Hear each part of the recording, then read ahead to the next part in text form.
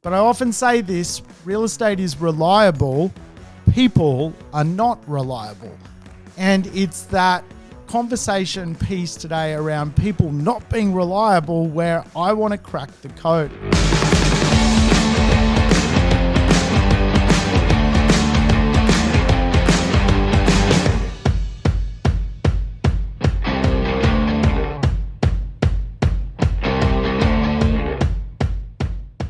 Welcome to the Urban Property Investor. I'm your host, Sam Saggers, here to help you crack the code of real estate wealth. Today's show, we're going to dig into some extraordinary, mind-blowing stuff. Yes, we're going to analyze how irrational human beings are when it comes to real estate. We're going to go through all of the elements when it comes to how people feel about property. Yes, we're a sensitive bunch, us human beings. I think when you study the real estate marketplace, you're not only studying bricks and mortar, you are without question studying what people often think about property. Yes, the emotions of real estate. And as we say, becoming a great property investor is as much about the concept of understanding psychology as it is about the actual investment decisions we make. I tell you what, we're exposed to all sorts of things inside the real estate marketplace. People react and behave in all sorts of ways. And I'm here today to give you my study of different human beings and how they interface with the real estate marketplace. Whether they're gamblers, whether they're investors or speculators, today's show is really about unlocking some of the dynamics around how people interface with the real estate economy. And of course, I'm a big believer in real estate can make people wealthy, but equally, I've met so many loose cannons over the years that really should not be part of the real estate marketplace. Yes, people can become wealthy out of property, but equally as so, many people should really just steer clear of the property market because they are a danger to themselves. Probably what is a better approach to their retirement is putting some money into their super and just chipping away at success. Hey, today's show is brought to you in the middle of winter. I am freezing. Today, I think I need to wear clothing on my head. Yes, I need to wear beanies, hats. I am constantly cold. Being a bald male species is not a good thing in winter. Yes, if you are not bald, your hair keeps you warm. If you are bald, you know where I'm coming from. You are another brother. And you probably, like me, need to have things constantly on your head. I was just outside before and it was blowing a gale. I wish I had a little hat on. But anyway, I'm back inside. If it's your first time tuning in to the Urban Property Investor, welcome to the podcast. All of the podcasts are lessons in one way, shape or form. So feel free to go back 50 episodes if that's what you want. Start from the beginning. Why not? If you like leaving reviews, I'm a review junkie as well, so feel free to leave a few kind words if you do like the show. Remember to play the show in 1.5 or 2 speed so you can accelerate the conversation we're going to have today. So just to pre-frame really where we are right now with this episode, we're going to go through some of the dialogue and language that is often associated with real estate and some of the things that tend to come up when we look at the behaviors of people who own real estate. And I'm going to go through a list of behaviors which fundamentally affect real estate, affect the people that own that real estate. And quite often, I guess this idea that, you just buy real estate and, leave it alone, come back in 20 or 30 years is good in practice or good in principle, but very difficult in practice. And I often teach people this. Hey, look, you've bought the property, go do something else with your life now. But a lot of people obviously, are connected to the real estate. They have to pay the bills every month. So there's a lot of different psychology and motivations that happen inside of property. And of course, we have our own emotional well-being, our own mental health, and relationships along the way of owning real estate. Hence why real estate is a great asset class, because it is nice and slow. But I often say this: real estate is reliable. People are not reliable. And it's that conversation piece today around people not being reliable where I want to crack the code. So we're going to start with the first one. And the first human behavior, which I often see inside the real estate marketplace, is what I would call misaligned motivation. This is where we often use the phrase goals gone wild. Yes, and I think what misaligned motivation inside the real estate marketplace is often where it's often seen most is when real estate starts to go backwards, when it starts to drop in value. And obviously real estate doesn't always just go up in value, it also goes down in value. Hopefully it goes up more in value than it does go down in value. Over the longer term, that has been the case in Australian property. But without question, when real estate goes backwards in value, there is this misalignment of goals. And this is really one of the big behaviors that rattles people. A lot of people buy real estate with this kind of homeowner expectation that real estate is always going to go up. And when it struggles to go up, people's behavior starts to change. And one of the big things I often see inside that behavior is people start to let their real estate decay in value. They don't spend money on maintenance. They don't spend money on renovation. They don't actually look after their asset. This is one of the biggest behaviors I see in real estate, which causes people to lose a bucket load of money. Particularly when people buy an investment property. They buy an investment property and for all intents and purposes, using every piece of logic in their mind, they've made a great decision. And then when that decision does not instantly gratify wealth, all of a sudden these misaligned goals start to really mess with people's mindset. And as a direct correlation of that, they stop the repairs and maintenance costs on assets.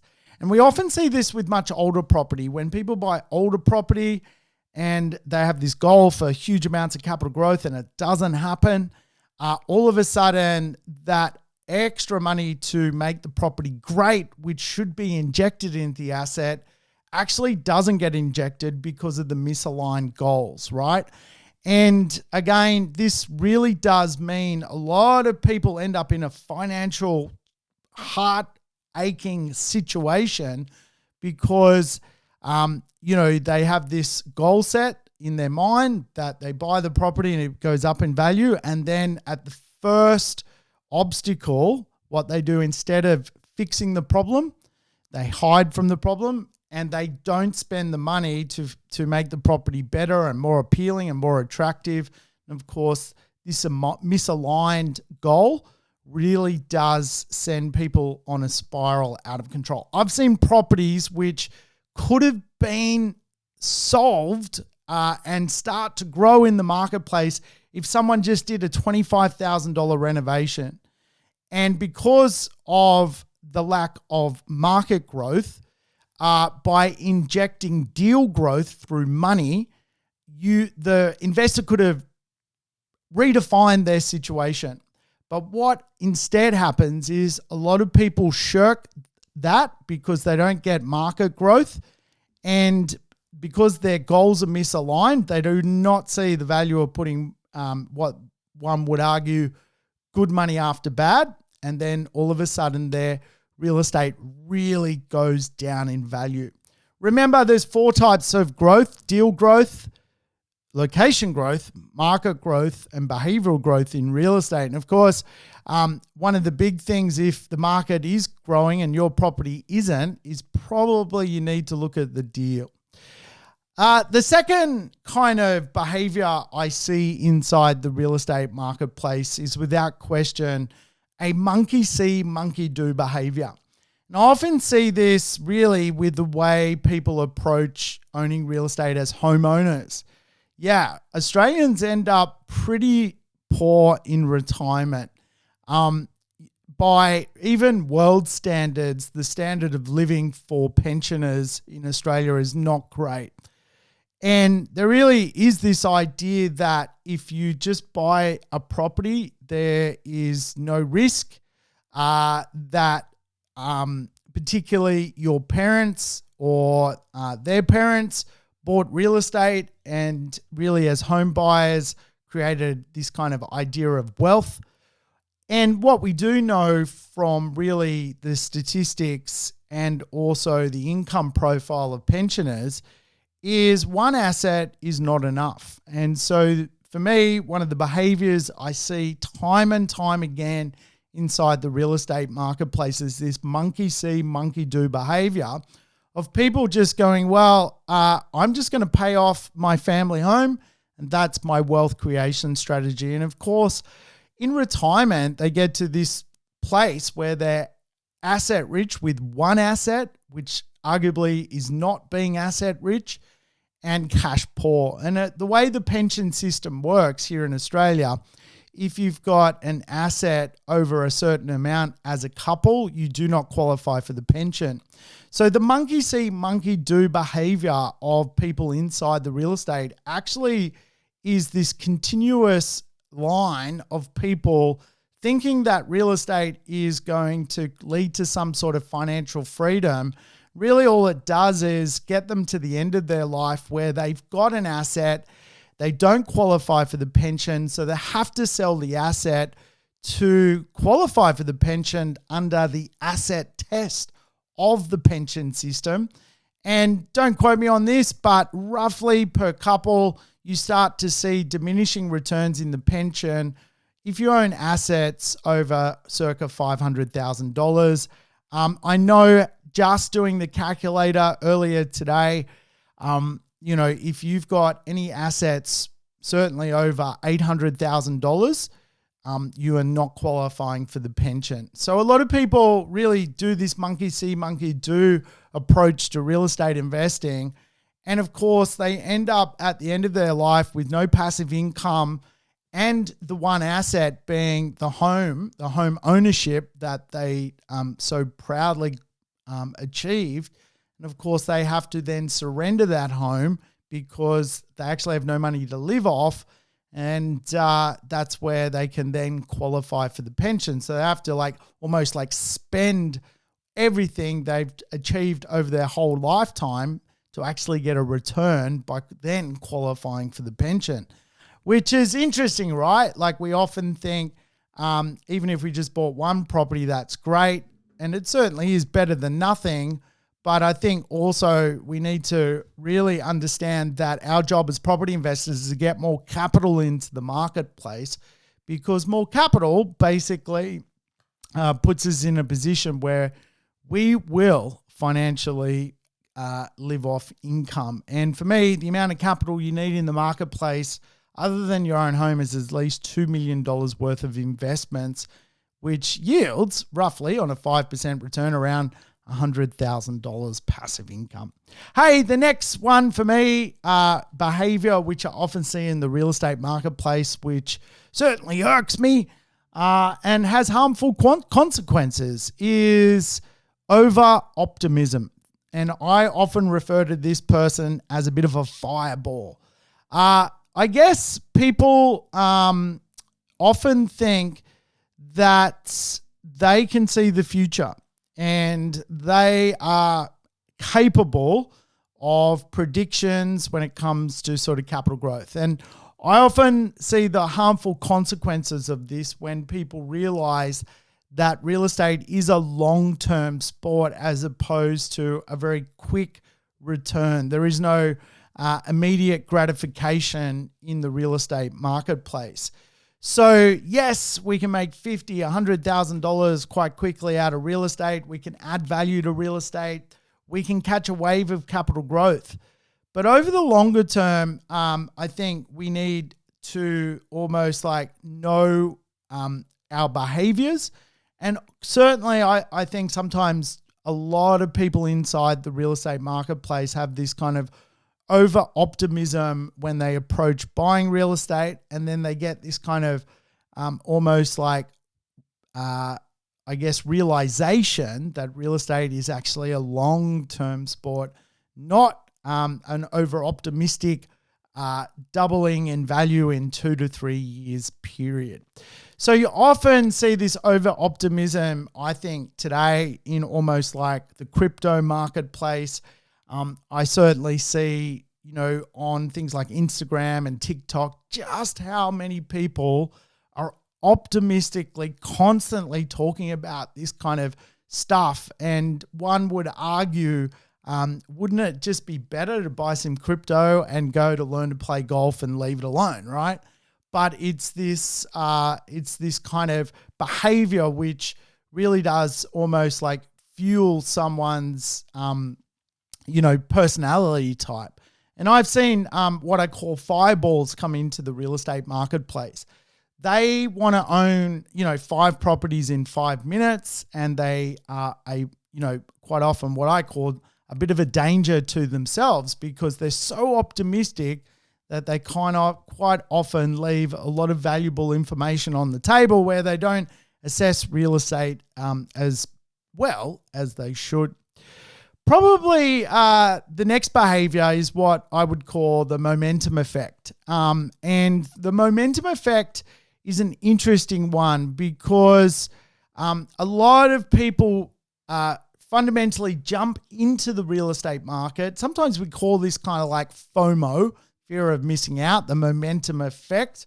So a lot of people will, get fueled by the momentum effect. In other words, other people are jumping into the market. The momentum of the market's racing up in value. So all of a sudden, their behavior is, I've got to catch the momentum. I've got to be part of the momentum. And the momentum effect has certainly fueled many marketplaces. And I think what's so interesting watching the momentum effect is so many people come out of the woodwork to become property investors when the market is rising in value. And really the argument is, where were you when the market was stagnant or soft or at the bottom? Obviously, Warren Buffett has that kind of old saying, which is, show fear when others show courage when others show fear. And certainly the best time to buy is when in real estate is when you've got a lot of choice. And certainly the momentum effect right now is seeing a rises in value. We are seeing the momentum effect, for example, of people experience tree change. And now the momentum effect is rechange. Like, people are already sick of the tree change, and we're now hearing language around rechange, which is so interesting, right? So I guess the momentum effect leads us to another behavior, which is herd behavior. And the herd behavior is the dynamic that the illusion is not everybody can be wrong, right? So everyone's investing in the real estate marketplace right now. So the safety of the human behavior is the herd is moving at once. Not everyone could be wrong. And so I should buy real estate as well. Again, like right now, I think we are going through a rising marketplace and the herd is moving. Again, if you could have bought at the bottom of the market, that was a better time to buy. Now you're running with the herd. You're running with the pack. And it is what it is, right? But the behavior is there. And so again, today's show is really about understanding some of the different behaviors which influence the real estate marketplace, which influence us as property investors. I know I'm influenced right now by certainly some growth in the market. I feel the herd pressure. I really want to buy another property. I'm doing everything I can to beat the rush. Because what we do know about real estate is once it starts to move and once the yields start to disappear, it becomes harder and harder to buy in those A-grade locations. So lots of different behaviors, right? And I find this stuff really interesting. I've been studying this stuff literally now for a very long time, trying to conquer this thing called real estate. The next behavior, which is very common in real estate, is irrational exuberance. Irrational exuberance. It's a social phenomenon where fundamentally a market reaches a high and is completely unsustainable. And people, though, are ultra excited by the past performance of the marketplace. And we will reach this point in definitely maybe a year or 2 years where a lot of people are going to be the laggards are going to be coming to the market very late. And they are going to be excited by what they've read, what's happened to other people, and certainly start to pay a lot for real estate. And this is where I think a good coach comes in to temper a property investor or a good buyer's agent. Again, anyone can help you find real estate, or you can be sold real estate, which has certainly passed its peak. And I certainly don't like buying other people's capital growth. I don't mind buying real estate that has grown in the past in value, but I don't want to do that off the back of a boom. I want to do that off the back of a low. And this irrational exuberance is, again, it's fueled by this excitement. And I think you often see this in crypto. Crypto, rises sharply in value. There's exuberance to that you've got this fear of missing out, and then all of a sudden, you're underway buying something which is way overpriced. And real estate, one of the best ways to value real estate, in my opinion, is off the yield methodology of valuation. And so when I look at real estate, I often throw 3 forms of valuation at it: a cap rate or a yield valuation, the cost to build, or a summation cost to value the asset, and also a direct comparison. Again, when one is not working, all of a sudden I kind of know there's something out of whack, and anyone who's going to buy that asset is really following some exuberance that they are so excited by it that they have to have it, and then all that happens is they end up paying way too much for a property. And I certainly have been someone who's paid way too much for a property in the past. My first property I bought, I paid way too much for it. It was an expensive lesson. I saved a bucket load of money to get into my first property. I was excited. The market was really past its prime. I had seen huge amounts of capital growth come into the real estate marketplace. And for me, I just needed to have that property. I thought really that, I was, in some respects, going to be successful of buying the asset. I had convinced myself that, it was still okay to buy. And of course, I bought the property. And as soon as literally I bought it, within 6 months, the market turned and started to sort of obviously decline in value, as markets do. So I let some sort of feeling I had for the property really dictate my approach to buying. And when you think about how silly that actually is, that I used a feeling to buy as opposed to due diligence, research, understanding yields, understanding infrastructure, understanding all the dynamics of real estate, the supply chain. I used a feeling. A feeling was I've got to get this done before it's too late, right? Emotional exuberance. I guess the next behavior I often see inside the real estate marketplace is the money illusion. money illusion one blows my mind. And this is one where I think, again, a lot of people who perhaps, I don't know what they did at school. Did they do mathematics? I don't know. I can't work this one out. I know a lot of people have other skills in many other places, but the money illusion is the tendency to think of money in normal terms rather than in real terms, right? And I guess, the best example of that is you'll often speak to property investors who become very dismayed with real estate because when the day they bought a property, they had, a 5% return. But the day they bought the property, they also had a home loan of 5%.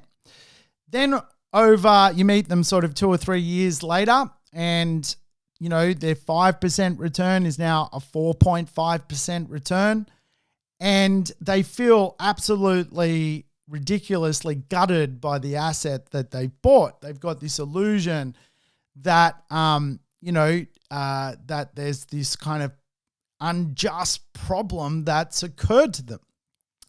What they don't factor in is the interest rate is no longer 5%. The interest rate is now 3%. And so they are better off fundamentally with a lower yield, but also a much lower interest rate. And actually in dollar terms, in that example, they're like 1.5% better off in actual real terms.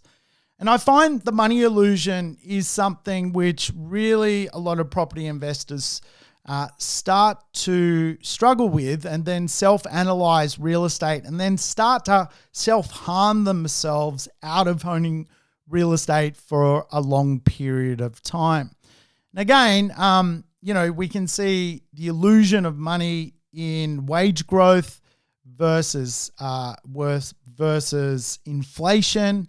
All of a sudden today there is an illusion, in my view, that any tenant is going to be a good tenant. That is a money illusion. That is not a real, actual real term to me, because certain people in society are just going to absolutely outstrip others when it comes to wage increases.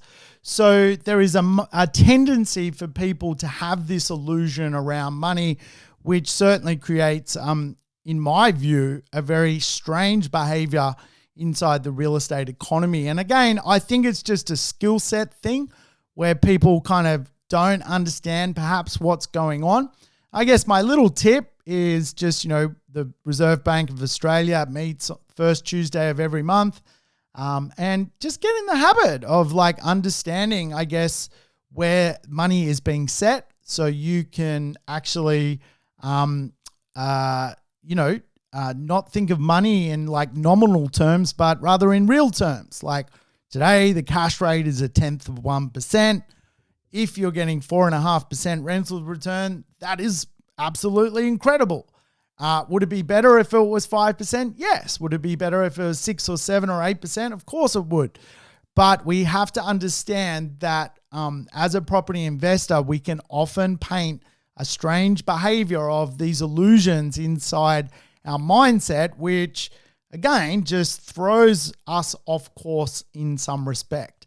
And again, money illusions happen in all sorts of things. I know certainly with, for example, the Royal Commission, APRA putting speed limits on lending, the dry up of liquidity over, say, 2016, 17 and 18, certainly created a lot of money illusions where people were like, well, why is my real estate not going up? Well, money is stuck.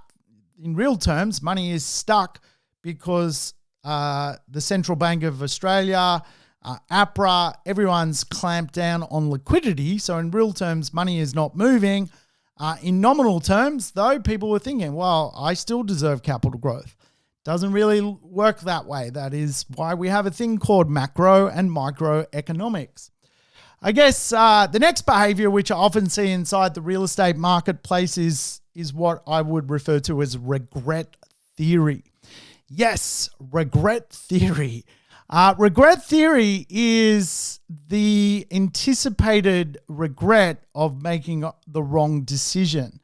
And again, a lot of people sort of suffer this kind of analysis paralysis dynamic as a behavior inside the real estate marketplace.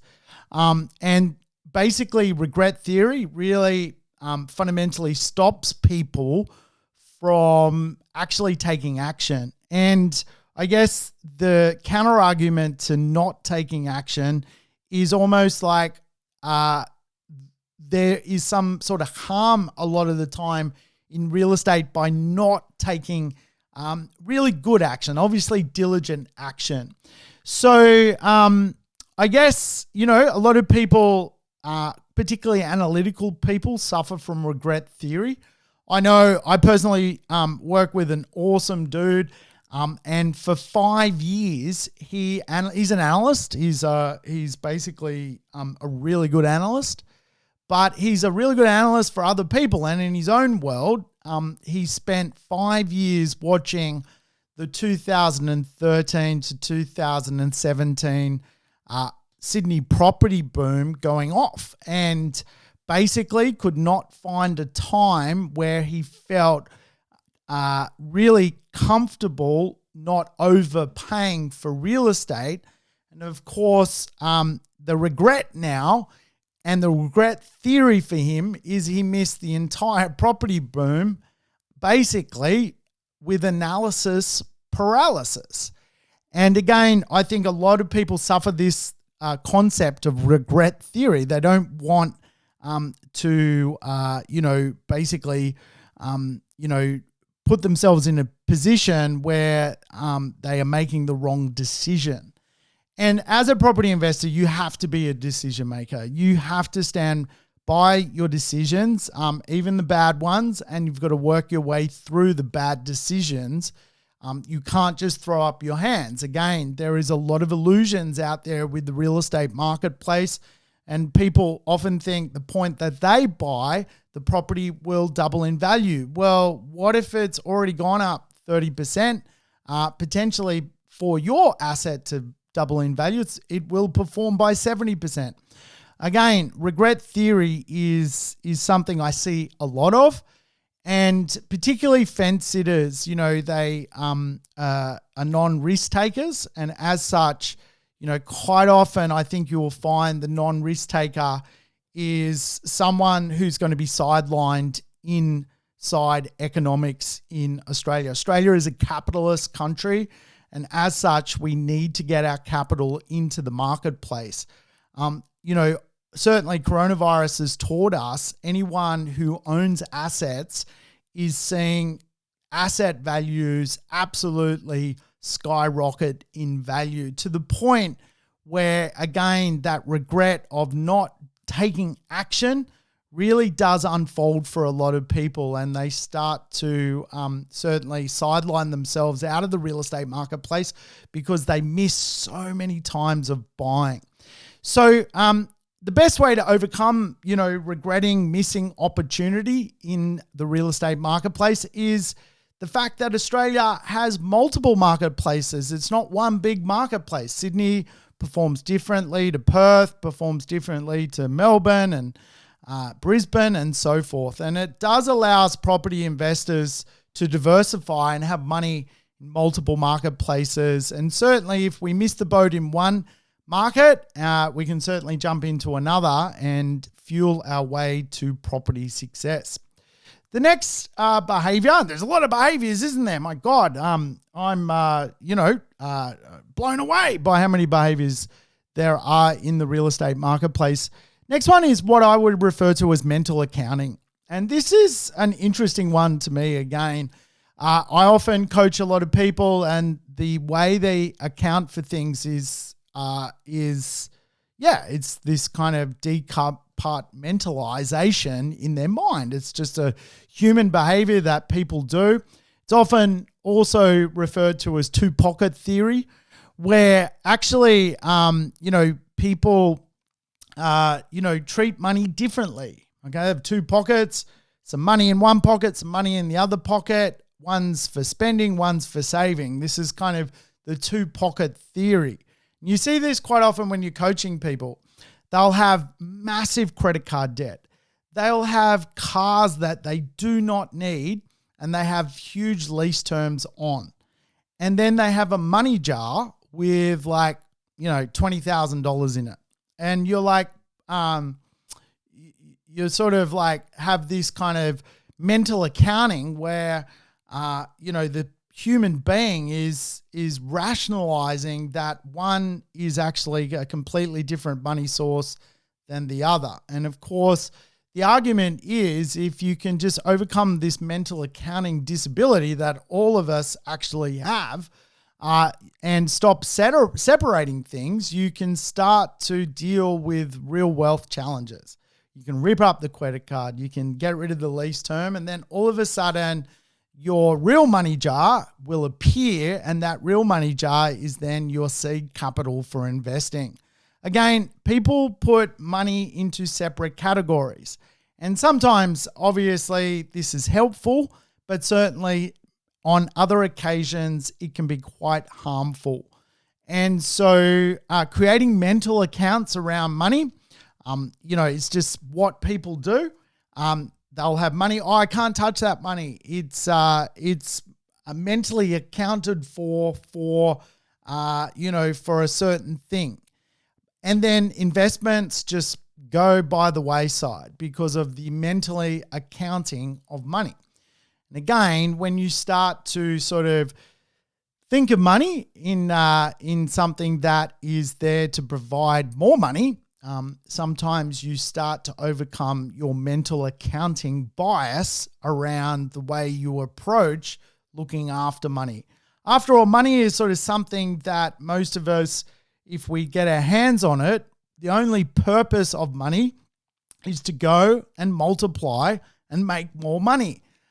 Yet, a lot of people have this mental accounting kind of scotoma where they have a large amount of money, but they'll only put a certain amount into certain things. It's kind of this mental accounting process.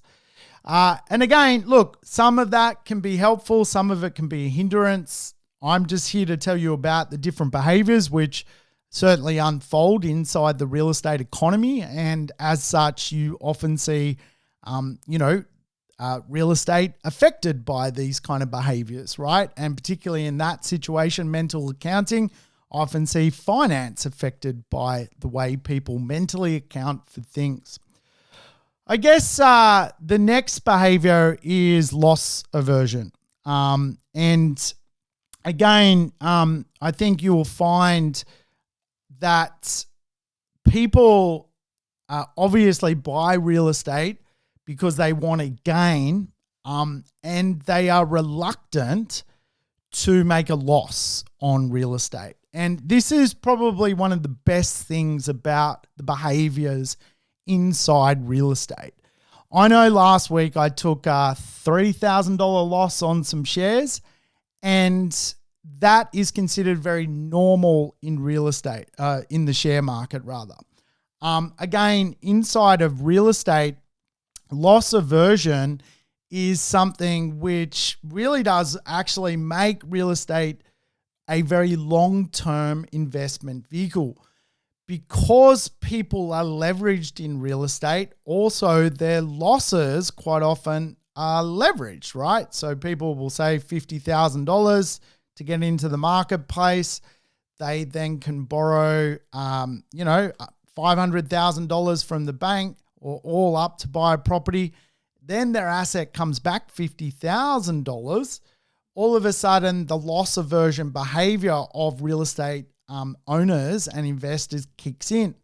People are prepared usually to wait the long game in real estate. So quite often, people won't take the loss like they do in other asset classes, such as, Bitcoin or whatever it is. People will certainly, duck out of those asset classes a lot quicker, and really is the liquidity of real estate. One of the things with the losses inside real estate is people seldomly, accept them and, move their real estate at a loss. And so even though like statistics tell us that a lot of investors only last in the real estate market for less than 6 years, and anyone who owns real estate for less than 6 years is going to lose money, you don't get this kind of rapid behavior like you do in the stock market, where I guess the old saying is the stock market takes the stairs up and also takes the elevator down. You just don't get this loss aversion behavior inside the real estate marketplace. The next behavior I often see inside real estate is what I would call home bias. A lot of real estate investors, educated that houses will outperform anything else in the marketplace and will do anything to buy a house. And it's certainly, I guess, proven that, there is growth in all asset classes, and there is growth amongst, certain types of locations and behaviors in the real estate marketplace. And I think quite often home bias actually pushes people into what I would call blunder real estate assets. They are not high returning. The rents are very, very circumspect as to whether the type of person who would live in that home could ever pay more rent. As we know right now, there is rental stress in the economy. And so quite often home bias actually, in my view, is something which I see a lot of. I meet a lot of people and they're like, oh no, I need to buy a house. Houses only go up in value. Very true in some respects, but also very harmful in other respects. In other words, the right location, the right growing economy, the right area where you're going to get rental growth, great idea having a home bias about buying a home. But certainly there are absolute areas you would just avoid to the cows come home when it comes to buying a house. And in some of those precincts, literally we are, miles from anywhere. And of course, that home bias to buy that asset is quite often something I see which actually harms a lot of property investors instead of helps them.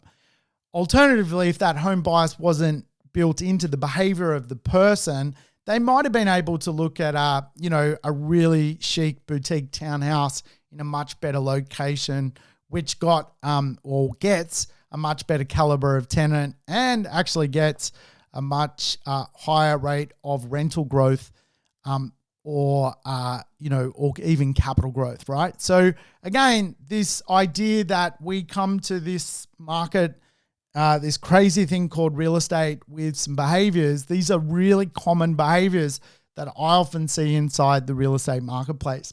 Next behavior I see all the time is what I call a boom bias. You quite often meet people who caught a boom in real estate. They made money pretty quickly in real estate. They saw assets, go up. They made $100,000 in 12 months. They quite often think that that boom is representation of the entire period they're going to own real estate. And of course, when they buy another asset, they often don't realize that, booms come and go, and you're going to catch a boom the longer you own real estate. But for the most part of the property clock journey, you're actually going through a pretty, inflationary style level of capital growth. Because you're going through a pretty slow and normal rise in value, quite often boom bias often means people get really disgruntled quite quickly if they bought real estate and only ever made money in a boom. And of course, quite often boom bias just means that anyone jumps into any asset. And of course, I teach the 4X growth plan. There's 4 types of growth. Deal growth, you make money by buying well. Location growth, you make money by choosing a really good location. Market growth, you understand where the market is in its cycle and you make money that way. Then behavioral growth, which is really the idea that you want some external influences on your real estate, whether the real estate's walkable, sustainable, it has technology, it's got a great third place. these are all the elements which make up the real estate dynamic, right? So again, boom theory or boom bias is really for a certain sector of the community which got lucky in their first boom, but struggles to get lucky in their second boom, and really gets out of real estate because they're impatient, because they kind of had, this false representation of what real estate is the day they first got involved in real estate. It's interesting, right? It's all the different behaviors I find are just so fascinating. The next behavior, which is really common, is the speculator, gambler's theory, right? And obviously, I could ask the question, are you an investor or are you a speculator, right? I think, interesting watching some of the ups and downs of things like crypto. People looking at crypto 3 times a day are not investors, they're gamblers, right? They're absolutely being addicted to the ups and downs of that dynamic. Again, why not just buy the stuff and never look at it again, right? It's gambling as opposed to necessarily, or speculating as opposed to long-term investing, right? And again, even in real estate, I often see this kind of gambler theory, the speculator. They buy real estate, and really month by month, they are fundamentally looking for this vanity matrix where they can feel good about their gamble by seeing, a change in valuation or, a change in result. They're hungry to see the result. And one would argue, yes, it's great to look in your real estate maybe every 6 months, maybe every 12 months. Real estate is slow. It takes a bit of time for data to come through. But looking at it once a week or once a fortnight and then starting to create comments around it, to me is a behavior almost of an addictive gambler as opposed to a property investor. I guess the next bias and behavior I often see is what I would call gut instinct bias. Trust your gut. Obviously, some people are very good at trusting their gut and creating instincts around it. However, our gut instincts and the reality of money can be quite often far apart. For example, I had a gut instinct the other week inside the share market to pick up some copper shares. In other words, the metal, precious metal, copper. It's a bit of a hunch, and it was a shithouse hunch. Nothing happened. So for many property investors, the same thing kind of happens. I've got a hunch this market's going to do well. I've got a hunch I should buy, this type of property. Hunches are great, but I tell you what, wouldn't it be better just to get access to quality data? I know personally I spend around $150,000 a year to make data decisions around real estate. I do that obviously through my business. I have access to things like Cordell's, which tells me where DAs are being lodged. I have things like Residex. I have access to, smart reports from, economists. I have access to planning reports through Urbis. Again, a hunch is great, and hunch bias, makes people feel good. But the reality is, I think, particularly with where real estate is today, that behavior is a little bit archaic. You don't really need to make hunches about real estate anymore. You can buy data. And as such, I think, you can get a quality outcome from real estate by understanding, what does supply look like in the neighborhood? How much supply is approved over the next 3 years? What kind of infrastructure is being approved in the neighborhood? What type of prices are being set in the neighborhood? What was the most expensive property ever sold in the neighborhood? How much green space is in a neighborhood? What is the livability score of the neighborhood? What is the walk score of the neighborhood? All of these things are a data-led science to property success. Hunches is just, to me, that's kind of like, listening to your mate at a barbecue, right? You never know what he's actually saying, and acting on those hunches. It's a bit of it's not an exact science. Hence why it is known as gut instinct or a gut instinct behavior. The next behavior is availability bias. Yes, human beings tend to have a thing for this, what they have available to them is how they make the decision. Now, think about what I just said about the concept of buying data and Cordell's and how many DAs, are in the pipeline. What I have available compared to what a normal person buying real estate has available is two different worlds. So again, a lot of people make their decisions in real estate around fundamentally availability bias. And probably the biggest availability bias is how much you can borrow. And again, there are literally 200 different lenders of money in Australia. And again, a lot of people will go to the bank they know. They get one opinion. That bank will say, you can buy a property for $600,000. That's an availability bias. Perhaps another lender would say, you can buy two properties, or you can, spend up to $1 million if you buy this way. And of course, what happens is a lot of property investors get boxed in because they actually create an availability bias by really not having great connections in the real estate marketplace to help them through this thing called real estate. I also think availability bias is often seen where people tend to want to buy in their backyard. They know that street. They know basically where they grew up. They create, I know that area. It's an availability bias, so I buy there. But what if that area is like the worst possible time in the cycle to buy there? Just because you're available to that area and you know it doesn't make it a great property investment area. In fact, many people never go on to be multiple property owners and build a pretty successful portfolio because one of their first deals they buy is driven by this behavior of availability bias. I'm seeing it in Sydney at the moment. I speak to a lot of investors and they want to buy a behavior of, really southwestern Sydney where the yields are like 2.5%. And it's what they know. It's what they've been educated. It's the clickbait they're being served. It's what their friends and family know.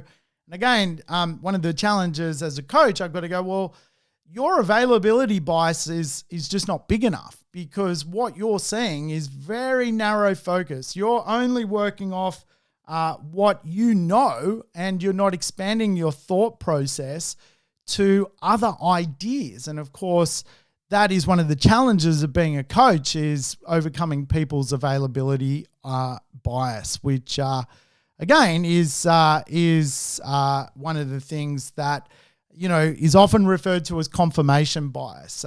Again, we've got these sort of pre-existing beliefs in our mindset, and it starts to clash with opposing beliefs. And I think in any form of life, you need to be open to other viewpoints or opinions. That really does help you become a master at different viewpoints. And of course, in real estate, allows you to open your logic up to different ideas. I guess the next bias that I often see is known as anchoring.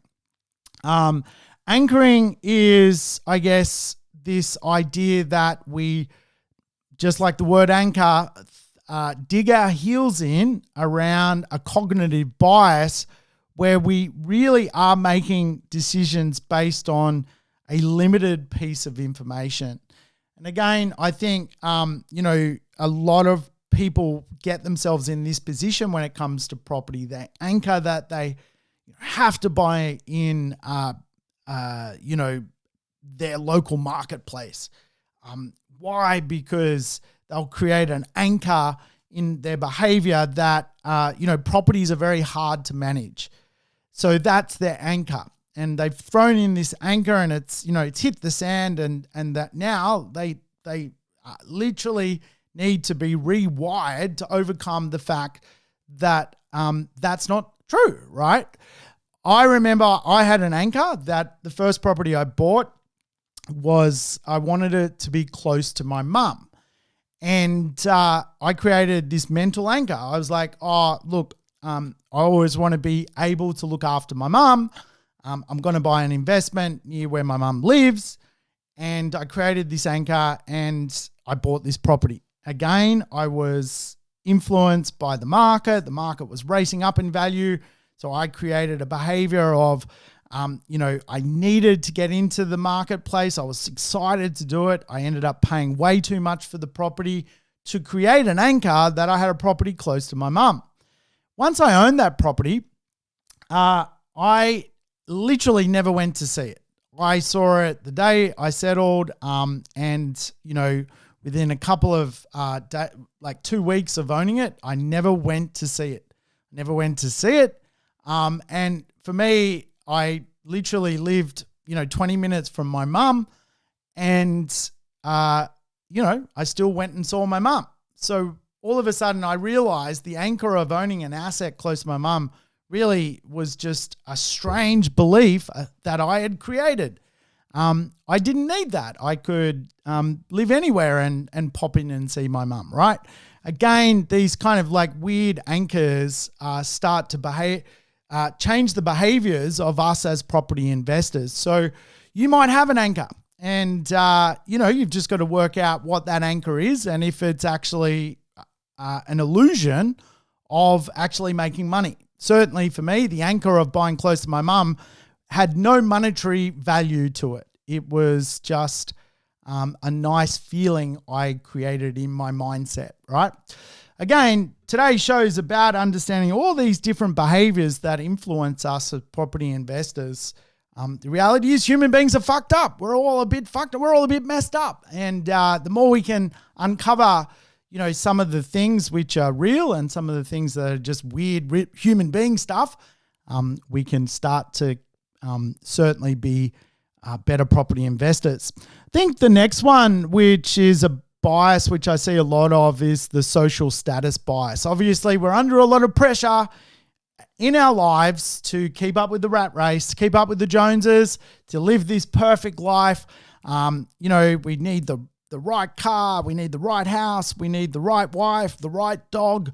All of this kind of stuff is this sort of thing that we play called social status. I know where I'm from in Sydney, when people meet you, first thing they do is sum you up. And what they do is they go, where do you live? And it's not a question about them wanting to come over for a beer at my house. It's a social status question.